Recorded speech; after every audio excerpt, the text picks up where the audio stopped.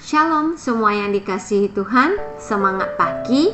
Bersyukur pada pagi hari ini kita masih diberi hikmat ya untuk merenungkan firman Tuhan pada pagi hari ini. Firman Tuhan pada hari ini yang akan kita renungkan adalah mengucap syukur adalah kunci kebahagiaan. Jika kita sangat diberkati, jika waktu kita diberkati, kita mendapatkan pekerjaan yang baik, apa yang kita kerjakan selalu sukses, selalu berhasil, atau kita mendapatkan nilai yang baik, bisa dapat juara, atau kita bisa mendapatkan suami yang baik atau istri yang baik, rumah tangga kita harmonis, ya, atau kita selalu sehat, ya, kita bisa diberi apa yang kita mau, ya, selalu ada doa kita selalu dikabulkan, ya, itu akan sangat gampang ya kita mengucap syukur kepada Tuhan. Tetapi bagaimana dengan sebaliknya?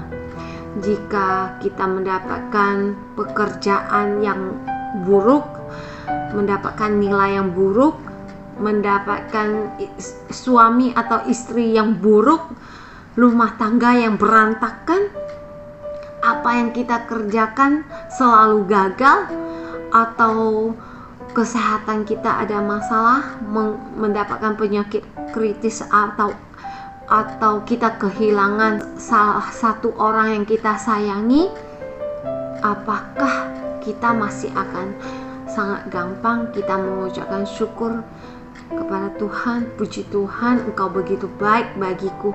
Apakah kita masih bisa mengucapkan syukur kepada Tuhan?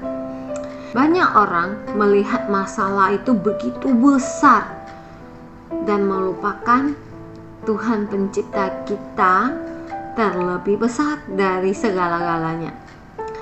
Hati kita mulai goyah, mulut kita bukan bersyukur lagi, tapi mulai ya mengeluh, marah sama Tuhan, komplain sama Tuhan.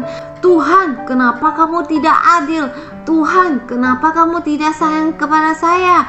Tuhan, komplainnya banyak. Nah, di sini ada firman Tuhan ya, yang saya ambil dari kitab Amsal pasal 4 yang ke-21. Ya, ayat yang ke-21. Jagalah hatimu dengan segala kewaspadaan, karena dari situlah terpancar kehidupan. Nah, hati kita kalau mulai kacau, ya, kehidupan kita juga akan ikut kacau. Nah, di sini saya teringat ada sebuah cerita tentang adik-beradik, ya. Abangnya yang namanya Aldi dan adiknya yang namanya Aldo, ya. Si Aldi ini ya mukanya selalu cemberut. Apa yang diberi oleh orang tuanya dia selalu nggak senang, ya, selalu merasa orang tuanya kasih yang terburuk, dan selalu merasa orang tuanya pilih kasih yang baik, selalu kasih ke adiknya. Nah, si adiknya itu mukanya selalu ceria, selalu senang hati gitu. Apa yang diberikan orang tuanya selalu dia dengan senang hati terima. Ya, suatu hari papanya heran, kok apa yang diberikan selalu sama, tapi yang satu selalu cemberut dan satu lagi selalu senang hati gitu. Nah, papanya suatu hari membuat sebuah testing, ya, dan si Aldi itu dimasukin ke dalam kamar yang penuh dengan mainan-mainan baru, dan kemudian si Aldo ini dimasukkan ke dalam satu kamar yang penuh dengan tai sapi, ya, dan dikunci di dalam beberapa saat. Kemudian bapaknya buka kamar yang penuh dengan mainan baru, ya, yang si Aldi itu. Sekali bapak buka, ya, melihat si Aldi itu lagi nangis. Bapaknya heran, padahal sudah dikasih mainan-mainan baru, kenapa kamu masih menangis? Bapaknya menanyakan. Dan si Aldi ini bilang, ini mainannya saya nggak pandai main, ini mainannya nggak baik, nggak bagus, pasti ada yang lebih baik di kamar samping, dia bilang gitu kan. Pasti adik punya lebih baik daripada aku, ya. Bapaknya melihat anak tersebut kok begitu ya, kok udah kasih mainan bagus ya, mainan baru, masih tetap juga gak bisa merasa puas. Dan kemudian bapaknya buka ke kamarnya Aldo. Wah, dengan senang hati dia main tai-tainya, tai-tai situ dia main, bongkar-bongkar sana sini ya. Sekali papanya nanya, Aldo, kok ini penuh dengan tai, busuk, kotor, kamu masih senang hati gitu? Iya, saya senang. Saya yakin papa pasti menyembunyikan sesuatu yang bagus di sini, di dalam sini. Saya mau cari apa yang papa kasih itu pasti yang terbaik di sini, gitu ya. Nah, di sini cerita ini ya ingin saya sampaikan adalah apapun keadaan kita ya, apapun yang kita hadapi atau apapun ya, dimanapun kita berada ya, kita kalau ada punya hati yang taat atau hati yang tunduk kepada Tuhan ya, pasti kita yakin ada rencana Tuhan yang indah pada nantinya ya. Di sini ada firman Tuhan ya, Yakobus pasal keempat ayat yang ke-7.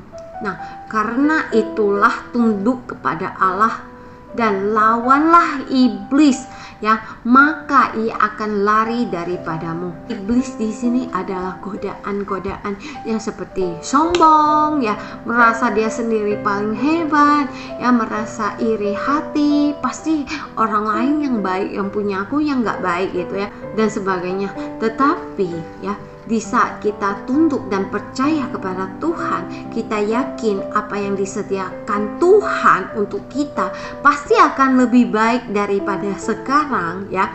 Hati kita tunduk dan percaya ya, Tuhan akan membuka jalan atau Tuhan akan menyediakan yang lebih baik lagi di belakang gitu ya. Yang di sini yang kita hadapi itu cuma sementara ya. Masalah-masalah yang kita hadapi mungkin cuma bersifat sementara ya. Dan kita yakin kita tunduk kepada Tuhan ya. Dengan penuh iman kita percaya ya, Tuhan akan memberi kita kekuatan ya, walaupun apapun ya, sesulit apapun kondisi kita, atau sebusuk ya seperti Aldo tadi ya, sebusuk apapun ya tempatnya ya, kondisinya seburuk apapun, dia yakin ya Tuhan sudah menyediakan yang lebih baik untuk dia gitu. Jadi dia dengan senang hati, dengan rasa penuh bersyukur, dia tunggu, dia cari ya. Firman Tuhan ini ya ingin menguatkan kita semuanya ya. Kondisi apapun kita ya, Tuhan selalu menyertai kita ya. Kita selalu ingat ya, Tuhan siapin itu yang terbaik untuk kita ya. Kita selalu ingat Tuhan menyertai kita, maka iblis ya akan pergi dari kita ya, gak akan menguasai kita ya. Apapun yang kita mengalami, kita yakin ya Tuhan sanggup ya, Tuhan sanggup memulihkan segalanya. Tuhan juga memberikan kita kekuatan untuk kita sanggup untuk melewati semuanya itu. Oke, dan terakhir ada firman Tuhan ya, Tesalonika ya pasal yang ke-5 ayat yang ke-18 ya. Mengucap syukurlah dalam segala hal, sebab itulah yang dikehendaki Allah di dalam Kristus Yesus bagi kamu. Semuanya udah ya ditentukan oleh Tuhan ya. Kita cukuplah bersyukur ya kepadanya apapun keadaan yang kita sedang hadapi ya.